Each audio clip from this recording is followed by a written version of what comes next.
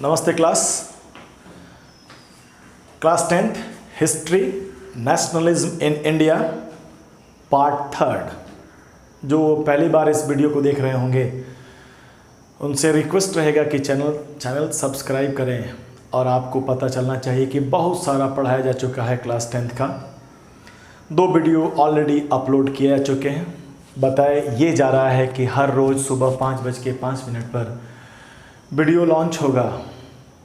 आप उसी समय देखना स्टार्ट कीजिए। एक रूटीन बनाइए मेरे साथ, आपको बेनिफिट होगा ज़रूर। ठीक, तो बिना कोई टाइम वेस्ट किए हुए हम फटाफट आगे बढ़ते हैं। और हम सबसे पहले जो कि यह मन का भ्रम है कि सर हिस्ट्री जो होता है बहुत तकलीफ़ वाला बात होता है, तो तकलीफ़ को दूर करते हैं। 2 दिनों के क्लासेस में हम लोगों ने क्या अभी तक आपने भारत का राष्ट्रवाद में क्या देखा? आपने देखा, पहले आपने यह डिसाइड किया कि भारत की ये जो आज़ादी की लड़ाई है आखिर आपको देखना कब से है। तो आपने डिसाइड किया कि अराउंड समवेयर अराउंड 1920s 1920 के ही करीब में आप उसको देखना स्टार्ट करते हैं। ठीक, तो पहला टॉपिक आया कि 1920 के समय कैसा इन्वायरमेंट था, कैसा सिचुएशन था। वह सिचुएशन भी नेशनलिज्म को प्रेरित करती है। नेशनलिज्म, छोटा दिमाग आपका, आप समझेंगे क्या? आज़ादी की लड़ाई, नेशनलिज्म। ऐसा लड़ाई जिसमें हमें अपनी आज़ादी मिल जाए, हर चीज़ की आज़ादी, हमारे पर किसी का अधिकार ना हो। ठीक, तो उसको करने के लिए पहला इवेंट क्या आता है? तो फर्स्ट वर्ल्ड वॉर का इफ़ेक्ट आता है जिसमें 3 पॉइंट लिखवाया गया। नेचुरल डिजास्टर की बातें हुई थी जिसमें 2 पॉइंट लिखवाए गए थे। इन 5 पॉइंट को मिलाकर देखा जाए तो उस समय सिचुएशन काफ़ी ख़राब था। उसी मीनवाइल, उसी टाइम के दौरान गांधी जी का आना, इंडिया में गांधी जी का आना और आपका सिलेबस बन जाना और लड़ाई को एक नया तरीका दिखा दे जाना, तो गांधी जी के बारे में बातें स्टार्ट हुई। गांधी जी के बारे में सत्याग्रह और नॉन वायलेंस, ये 2 हथियार थे जिनके थ्रू उन्हें अंग्रेज़ों से लोहा लेना था। लोहा मतलब लोहा, फाइट। ठीक, आगे बढ़ते हैं। तो बताया ये गया कि एक लास्ट वीडियो में भी काफ़ी एम्फेसिस किए थे ऑन दैट पॉइंट कि ये जो सत्याग्रह है ये कमज़ोर लोगों के लिए नहीं होता है, ये काफ़ी स्ट्रांग लोगों के लिए होता है। वो स्ट्रांग जो शरीर से स्ट्रांग नहीं, फिजिकल स्ट्रेंथ की बात नहीं है, ये मेंटल स्ट्रेंथ की बात है। काफ़ी कम लोग हुए हैं जो इस बातों को कर सके हैं, जो हुए हैं उनके बारे में ज़माना जानता है। ठीक, वायलेंस करना काफ़ी लोग करते हैं, लोग नहीं जानते भी नहीं हैं उनको। आगे बढ़ते हैं। गांधी जी ने 3 छोटे छोटे पॉइंट पे काम करना स्टार्ट किया। 3 पॉइंट गांधी जी का स्टार्टिंग का जो मूवमेंट था उसमें बात होगा कि गांधी जी फर्स्ट बिहार के चंपारण में प्लांटेशन सिस्टम के खिलाफ 1916, 1917, 1918 ऐसा कुछ करके था। फिर गुजरात, फिर अहमदाबाद। गांधी जी को भी पता था कि छोटे छोटे मूवमेंट से कुछ विशेष बेनिफिट होने वाला नहीं है।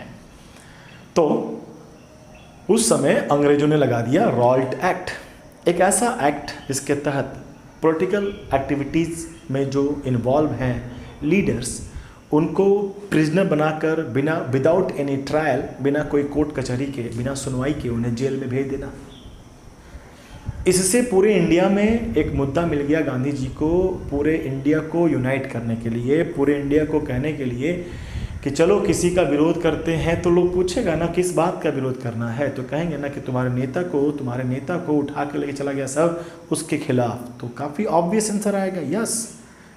तो हड़ताल उन्होंने स्टार्ट किया। फर्स्ट टाइम अप्रोच था, पूरा कंट्री के लोग मिल चुके जहाँ से जिनको मिलना था। धीरे धीरे हड़ताल 2 दिन, 3 दिन, 4 दिन, 5 दिन कंटिन्यू गया। तो लोगों को काफ़ी, गांधी जी को खबर आने लगा कि कहीं कहीं पे लोग वायलेंट हो रहे हैं। और उसी बीच में एक बड़ा सा कांड हो गया, जालियांवाला बाग। तो गांधी जी ने हड़ताल को समाप्त कर दिया, आंदोलन समाप्त। इतना हम आपको पढ़ा चुके हैं।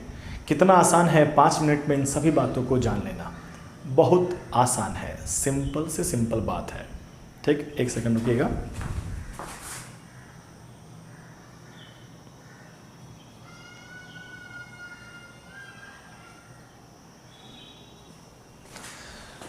हाँ, तो इतना तक आप देख चुके हैं। अब आगे देखिए, चलिए आगे की कहानी बढ़ाते हैं। कहानी ही तो है, आपको सुनना है, हमें बताना है। अब गांधी जी अपने पहला मूवमेंट पर रिसर्च कर रहे थे कि यहाँ पे क्या क्या प्रॉब्लम हो गया।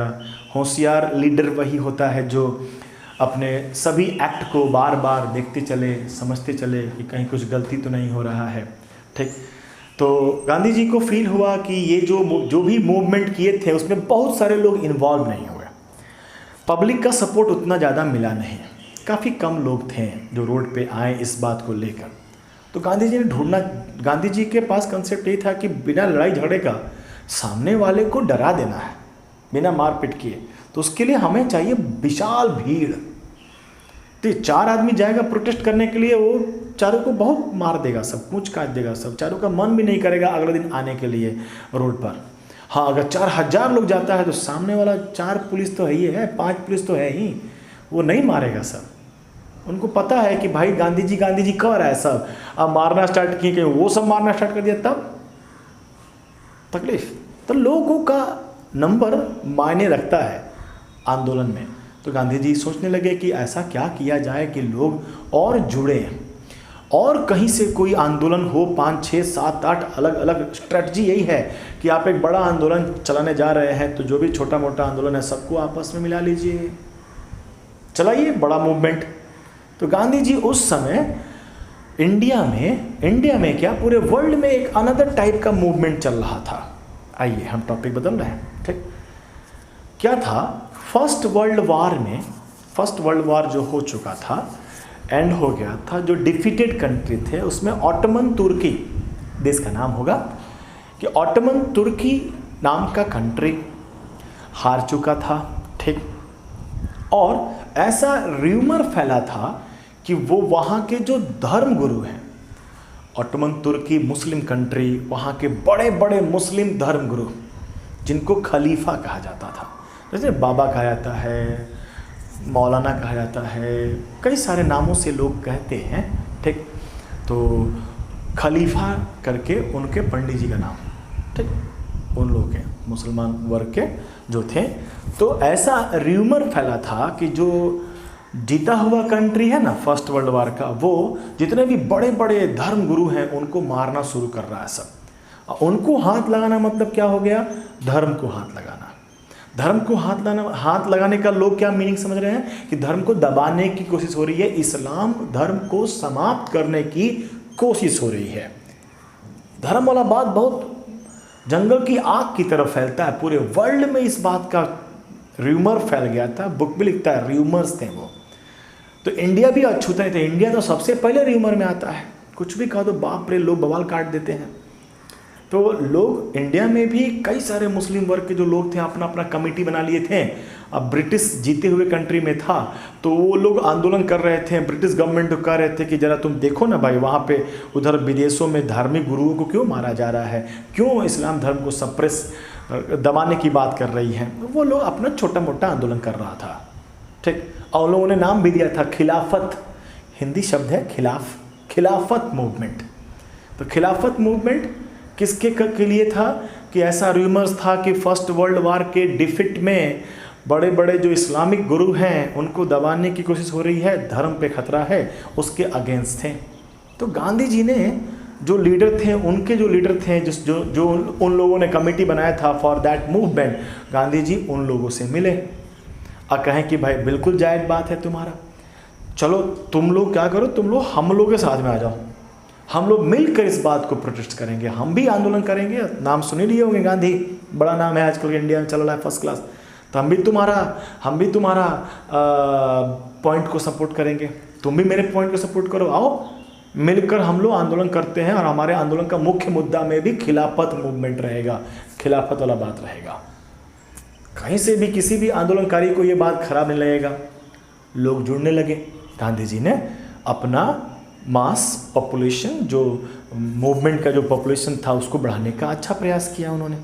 फर्स्ट टाइम ऐसा हुआ कि जो गांधीवादी लोग थे, मुस्लिम जो लोग थे, सब लोग एक जगह, ऐसे सभी लोग पहले थे, अब एक बड़े पैमाने पर लोग मिलने लगे, गली गली में हिंदू मुस्लिम सब साथ में मिलकर मूवमेंट के लिए आने के लिए रेडी हो गए और आए भी।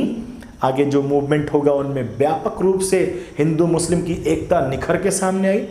जब किसी मूवमेंट में पिछले 4 दिन 5 दिन से हम बैठे हैं, मेरे पास एक आदमी और बैठा हुआ है जो इसी आंदोलन में पार्टिसिपेट करता है, तो हम उसके बारे में बहुत सारा चीज़ जानने लगेंगे। अच्छा बात, बुरा बात, धीरे धीरे हमारी दोस्ती हो जाएगी। काफ़ी इंडिया में एकता का एहसास किया भारत ने पहली बार खतरनाक तरीके से कि भारत में हिंदू मुस्लिम सब साथ साथ चलने लगे। ठीक, लंबा चला उनका आंदोलन, जितना देर तक आंदोलन चला तब तक वो लोग भाई भाई टाइप के रहने का फीलिंग आने लगा। तो भारत के इतिहास में बहुत बड़ा बात कहा जाता है, बोला जाता है कि हिंदू मुस्लिम को यूनाइट करने का भी एक बहुत अच्छा आंदोलन अभी आने वाला है। तो हमने एक नया टॉपिक आपको दिया, उस टॉपिक को भी हम टू द पॉइंट, की पॉइंट जो है वो लिखवा दें कि खिलाफत मूवमेंट क्या है, फिर कौन कौन से 1-2 लीडर का नाम आपके बुक में लिखा हुआ है कि कौन कौन से उसमें लीडर इन्वॉल्व थे, तो उन लीडर का भी नाम लिखवा दिया जाए। गांधी जी ने उनको जोड़ लिया और अब जो नया कंसेप्ट के साथ आएंगे, क्योंकि अंग्रेज समझ चुके हैं कि अब गांधी जी को कोई मौका नहीं देना है, कोई भी ऐसा मुद्दा नहीं देना है जिससे वो पूरे देशव्यापी कुछ आंदोलन कर दें, तो गांधी जी खुद एक नया कंसेप्ट लेके आएंगे। ठीक, जेल में बैठे होंगे, खाली एकांत में बैठे होंगे, एकांत में बहुत दिमाग चलता है, तो कोई कंसेप्ट लेके आएंगे। बिफोर दैट कंसेप्ट हम थोड़ा राइट डाउन करें, लिखिएगा, कॉपी निकालिए, फटाफट लिखिएगा। खिलाफत मूवमेंट, खिलाफत मूवमेंट, KHILAFAT, खिलाफत मूवमेंट डैश लिखिएगा। After defeating comma Ottoman Turkey in First World War, it was a rumors that spiritual head of the Islamic world, bracket में the Khalifa, KHALIFA, Khalifa, bracket बंद, पंडित जी, will be oppressed, bracket बंद के बाद लिखेंगे will be oppressed, full stop, to save the identity of Islam, देख रहे हैं कैसा स्टेटमेंट है। इस्लाम की आइडेंटिटी को सेव करने के लिए ये लोग व्यापक आंदोलन करें। लोग मतलब लोग, ह्यूमन बीइंग पहले भी बहुत बड़ा अपने आप को तोप समझता था कि हम ही बचा सकते हैं, आज भी समझता है कि धर्म हम ही बचाएंगे। जब हम लोग छोटे थे तो लोग कहते थे, घर के लोग कहते थे, बेटा पूजा पाठ करो, सब धर्म तुम्हारी रक्षा करेगा, भगवान तुम्हारी रक्षा करेंगे। छोटे थे तो हम लोग, ठीक है, खूब पूजा पाठ होता था, सरस्वती पूजा होता था, गणेश पूजा, पूरा बवाल काटे हुए थे हम लोग। जैसे जैसे बड़े होते गए, अब हम लोग सुनने में आता है कि अब हम लोगों को धर्म की रक्षा करना पड़ेगा, हम लोगों को भगवान बचाना पड़ेगा। मेरे मन में आता है सिलेबस कब बदला भाई, कब बदल गया? चीटिंग हो गया, किसी ने बताया भी नहीं हमको, अपडेट भी नहीं किया सब, कि बचपन से बढ़ते हुए चले आए कि धर्म हमारी रक्षा करेगा, अब हमको धर्म की रक्षा करना पड़ेगा। ओवर कॉन्फिडेंस देख रहे हो ह्यूमन बीइंग का, अभी नहीं पहले से है। To save the identity of Islam, आदमी इतना बड़ा हो गया है कि इस्लाम को बचा लेगा। हो सकता हो आप इस मेरे बात से अग्री नहीं करते हो, कोई बात नहीं, हम कोई स्टेटमेंट नहीं दे रहे हैं, हम नेता होता नहीं है, ठीक, हम तो पढ़ा रहे हैं कि इमोशन आया तो बोल दिए बीच में, कंटिन्यू, टू बी कंटिन्यू लिखो। To save the identity of Islam comma Islamic leader like Mohammad Ali, comma Shaukat Ali formed a Khilafat committee in Bombay, आज मुंबई है, पहले बॉम्बे था, in Bombay in March 1919, full stop. ठीक, ये हो गया, हम 2 मिनट 5 मिनट बात कर गए उसका। ठीक, अब आगे देखिए। अब ये तो छोटा सा मूवमेंट था, गांधी जी ने इसी मूवमेंट को अपने मूवमेंट में क्लब करके स्टार्ट किया आंदोलन। क्या स्टार्ट किया आंदोलन, आइए टाइमिंग को लेके चलिएगा तो कंफ्यूज हो जाइएगा। टाइमिंग की बात करिए, हटाइए, कंसेप्ट की बात कीजिए। गांधी जी कभी बैठे होंगे, सोच रहे होंगे, तो उन्होंने एक किताब लिखा था। किताब का नाम था हिंद स्वराज। तो एक बुक लिखा था उन्होंने, हिंद स्वराज। और उस बुक में उन्होंने एक बात सोचा होगा कि चंद मुट्ठी भर लोग, चंद मुट्ठी भर ये जो अंग्रेज हैं, करोड़ों लोगों पे राज कर रहे हैं, इतना टैलेंट उनके पास कहाँ से आ गया।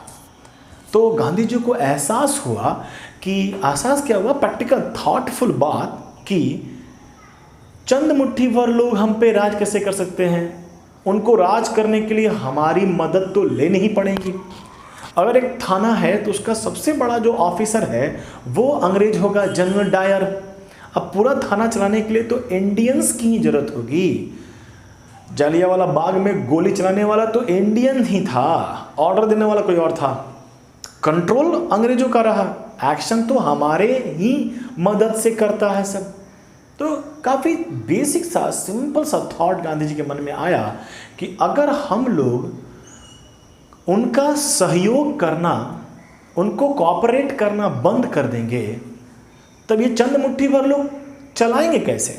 सारे हवालदार पुलिस कह देगा कि नहीं, हम इंडियन हैं, हम कुछ ना करेंगे, हमको तुम्हारा कोई ऑर्डर मन में नहीं करेंगे। तो क्या कर लेगा जनरल डायर, अकेले कितना गोली मारेगा, है कि नहीं। इसी प्रकार से बड़ा बड़ा इंस्टीट्यूट है, कोई कॉलेज है, उसका सबसे ऊपर का हेड जो है वो अंग्रेज है, बाकी सब तो इंडियंस ही प्रोफेसर्स हैं, इंडियन ही लोग तो है पढ़ रहे हैं वहाँ पर। तो गांधी जी के मन में बेसिक सा कंसेप्ट आया कि जो हम कॉपरेट कर रहे हैं, जिसके द्वारा ये हम पे राज कर रहे हैं, हम कॉपरेशन बंद कर दें, नहीं करे कॉपरेशन, नहीं करे सहयोग, तो नाम पड़ा नॉन कॉपरेशन।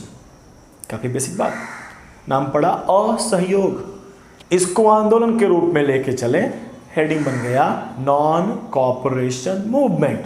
आपके चैप्टर का दूसरा पॉइंट। तीसरा एक और मूवमेंट आएगा और चैप्टर समाप्त हो जाएगा।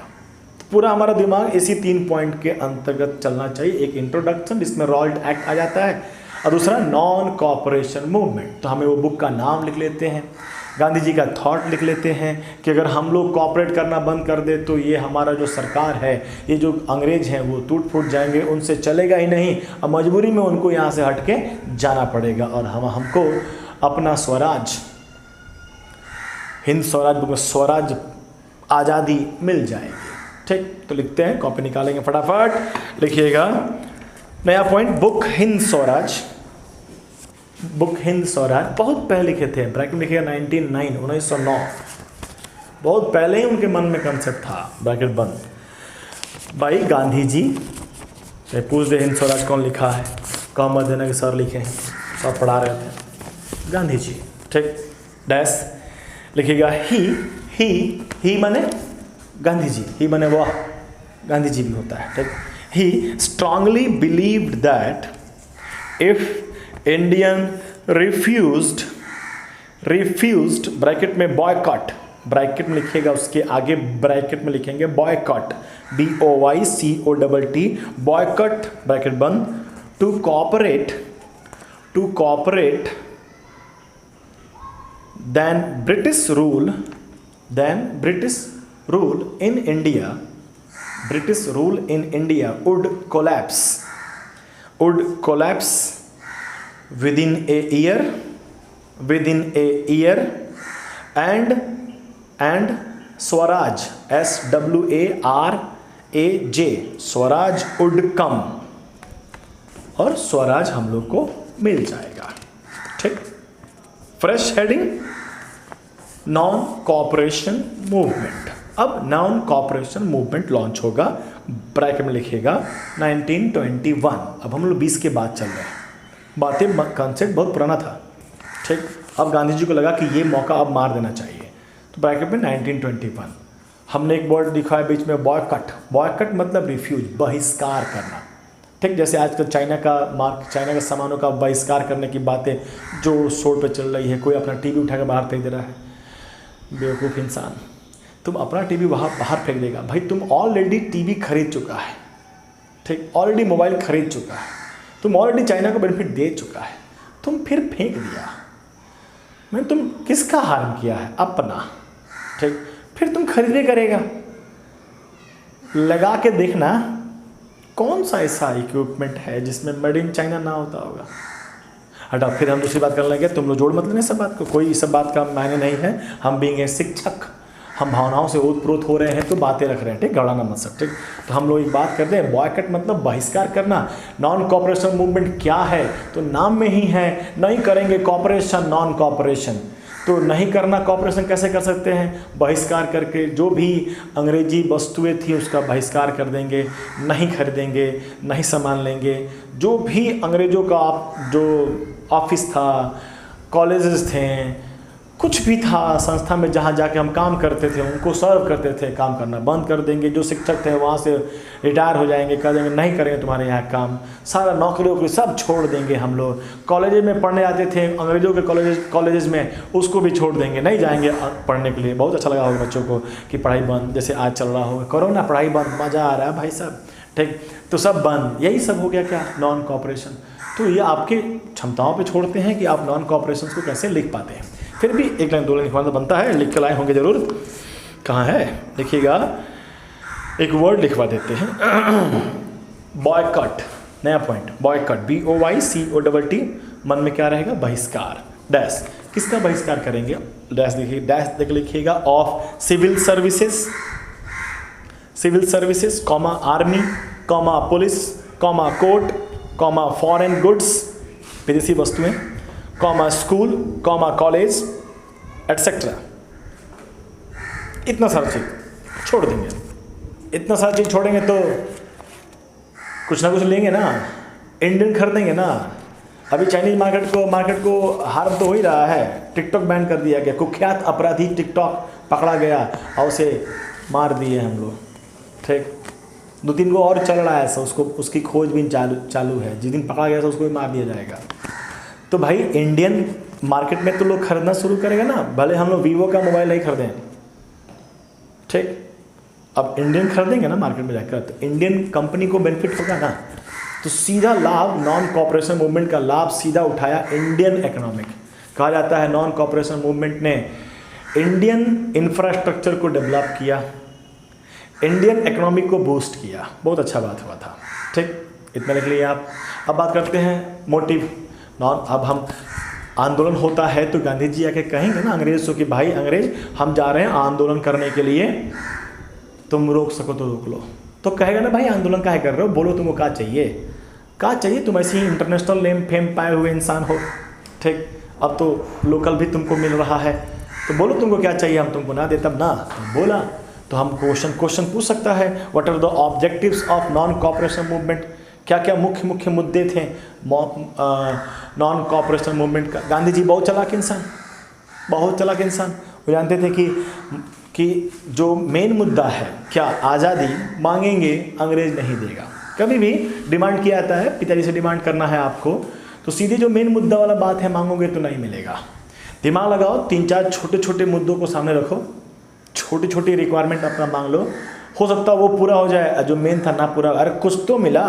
तो गांधी जी ने एक लिस्ट बनाया कि ये चाहिए हमको, ये चाहिए, ये सब दे दो, और अंत में एक ऐसा डिमांड रख देते हैं जो कभी पूरा नहीं कर पाएगा, तो हमारा आंदोलन भी चलते रहेगा और कुछ बातें मान भी ले जाएंगी। स्ट्रैटेजी देख रहे हो, ठीक। तो हेडिंग रहेगा, लिखिएगा हेडिंग में, motive of non cooperation movement. Motive of non cooperation movement, क्या मोटिव हो गया, लिखिएगा। नंबर 1, पहला इशू ऑफ खिलाफत। नंबर 1 इशू ऑफ खिलाफत।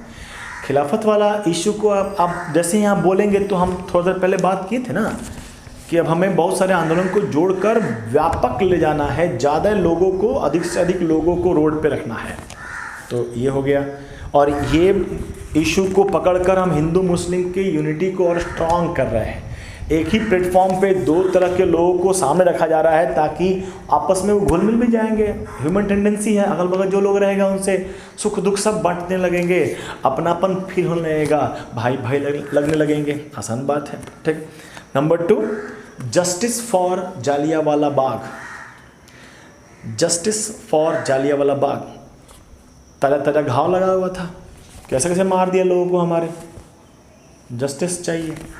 और number 3, for complete Swaraj. For complete Swaraj, कि हमें स्वराज चाहिए, हमें आज़ादी चाहिए, ये सब तो दो और तुम छोड़ के जाओ यहाँ से। गांधी जी को पता था ये सब इतना जल्दी लड़ाई जीतने वाले हम लोग है नहीं। गांधी जी को क्या, हम सब लोग को पता है कि 1947 के पहले कोई कंसेप्ट होने वाला है नहीं, ठीक।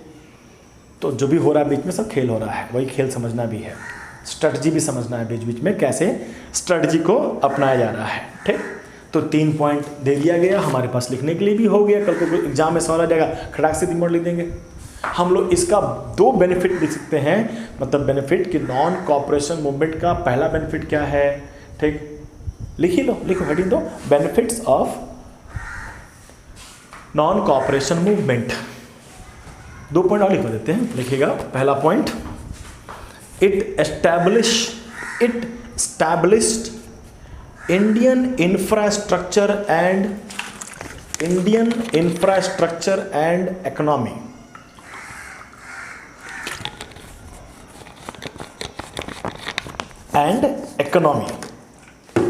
ठीक, कि हमारे भी इंफ्रास्ट्रक्चर तैयार होने लगे कि अगर बच्चे कॉलेज छोड़ के आ गए हैं तो जो इंडियन कॉलेज होगा उसमें पढ़ेगा सब ना, उसमें एडमिशन लेगा सब ना, नहीं। बड़ा स्कूल बंद होगा तो छोटे स्कूल में लोग आएंगे ना। अभी के कोरोना काल में कई लोग बड़े बड़े स्कूलों में अपना बच्चों को नाम लिखवाए थे, बड़े बड़े स्कूल जहाँ मंत्री जी के बच्चे पढ़ते थे, जिनका फीस 5,700 5,800 रहता था पर मंथ का। वहीं का वीडियो खूब वायरल हो रहा है कि देखिए ना सर, स्कूलों की गुंडागर्दी देखिए, फीस मांग रहा है सब, 5,800 मांग रहा है सब वो सब। सही बात है, आप बेचारे मिडिल क्लास के आदमी बड़ी मेहनत करके अपने बच्चे को भेजे वहाँ पे जहाँ मंत्री जी का बेटा पढ़ने आता है। उनको तो अभी इस कोरोना काल में पैसा देने में कोई तकलीफ नहीं है, 5,800 उनके लिए तो मटर के दाने के बराबर है। आपको तकलीफ हो रहा है, और आपको तकलीफ हो रहा है तो आप बैठ के वीडियो वायरल कर रहे हैं, आप नाच रहे हैं कि जाति देख लीजिए और इसका देखिए कितना ख़राब असर पड़ रहा है। हम लोग जैसे छोटे छोटे स्कूल पर भी खराब असर पड़ रहा है। आप तो कह रहे हैं स्कूलों की गुंडागर्दी नहीं चलेगी, ठीक। और उस स्कूल में तो हमारा भी स्कूल आ जाता है। हमारा स्कूल 5,800 नहीं लेता है, खाली 800 लेता है, 800 रुपये लेता है मात्र पर महीने का, 1 महीने का 700। बहुत सारे लोग तो ऐसे भी जिनको 600-500 लिया जाता है। छोटा स्कूल, ठीक। मंत्री जी का बच्चा नहीं पढ़ने आता हमारे यहाँ, ठीक। उधर रोड पे पड़ा हुआ का बच्चा है वो पढ़ने आता हमारे यहाँ। और आपने तो नचा दिया मार्केट में बात कि गुंडागर्दी चलेगी। वो 800 भी देने वाले लोग कह रहे हैं कि सर कोरोना में कैसे पैसा देंगे आपको। वो 800 रुपया देकर अगर कोई गार्जियन की आर्थिक स्थिति एकदम खराब हो जाती है, मिलो ना हमसे भाई, ना लेंगे 1 रुपया भी तुमसे, ठीक। हटाओ, कहाँ आज बहुत ही इमोशन में चल रहे हैं, बातें चल जा रही है उधर, दूसरी बातें हो गई, ठीक है, हटाओ। तो इंडियन अभी वो जो मंत्री जी के बेटे से अपने बेटे को पढ़ा रहा था, उसका मोह भंग होगा तो मेरे पास आएगा ना, नहीं। अच्छे गार्जियन होंगे, नो डाउट, अच्छे गार्जियन हम लोग के पास आए तो उनके बच्चों के साथ हम लोग खूब मेहनत कर सकते हैं मेहनत। कहिएगा, प्रचार प्रसार भी कर रहे हैं, अरे कुछ तो नहीं दे रहे हो हमको, लेकिन कम से कम करो ना। सरकार का स्कूल है, क्लास 8 तक पढ़ाते हैं और 9-10 पढ़ाते हैं 8 तक सर, तो बेसिक भी तो आपका स्ट्रॉन्ग होना ज़रूरी है। अच्छे गार्जियन हैं जिनके लिए 1,000, 2,000, 3,000 रुपये मायने नहीं रखता है, मेरे पास आओ भाई, कहीं दोगे हमको दो, फ़ायदा देंगे, ज़्यादा फ़ायदा देंगे, ज़्यादा रिटर्न देंगे। हटाओ, फिर दूसरी तरफ जा रहे हैं। फोकस। 1 पॉइंट हो गया क्या, एडवांटेज दिखा दिए क्या कि इस नॉन कॉपरेशन मूवमेंट के चक्कर में अपना Indian infrastructure set, economics boom कर रहा है, इंडियन इकोनॉमिक्स, ठीक। दूसरा point number 2, it established Hindu Muslim unity in India which accelerate the nationalism, full stop, ठीक। एक फ़ोन आ गया, हो सकता है हम उठाएं, अगर कट जाए तो वीडियो यहीं पे छोड़ दिया जाएगा, ठीक। 1 सेकेंड।